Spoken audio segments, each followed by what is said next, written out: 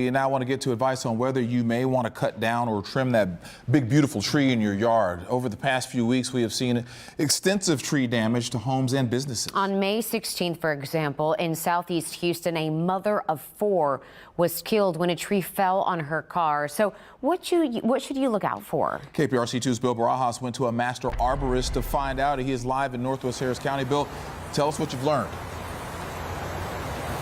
Well, that Mastor Arborist went tree to tree here at this home and property. He showed us what to look for in terms of trees, branches, and limbs that need to be cut down and that pose a danger. He also explained that we as homeowners might be doing certain things to these trees that are actually weakening them. Once a year, have it checked out. Brad Phillips is a Mastor Arborist. He owns Arbor True and is a certified tree expert. He says if you have doubts or concerns about a tree or trees, you should keep an eye out for a few things. One of the most common things you can look for is discoloration in the tree's canopy.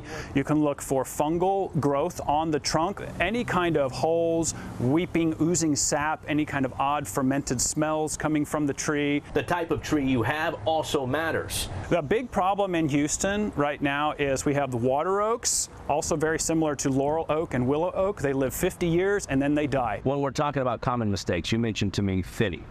Explain what that is and why it's a mistake. So there used to be a thought that thinning out the tree, taking out a bunch of the interior branches and opening it up was good. Well, as it turns out, that's not really the way trees work. Trees are much more like a bicycle wheel where the branches are the spokes, and the more of them that are taken out, the less structural integrity the tree actually has. If you strongly believe your neighbor's tree might be in danger of falling near your home or on your property, here's what Phillips suggests you do. A green, otherwise healthy tree, to the eyes of a layperson, falls from any property onto another property.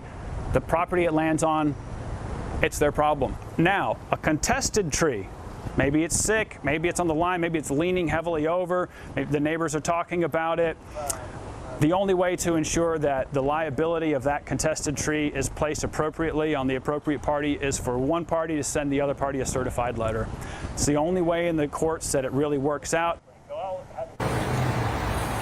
And to prevent these trees and branches falling down, Phillips suggests having your home, your trees checked out by a Mastor Arborist at least once a year. For more helpful tips and an in-depth Q&A with Phillips, you can go to our website, click2houston.com. We have all that information there. Just click on this story. Live in Northwest Harris County, Bill Barajas, KPRC 2 News.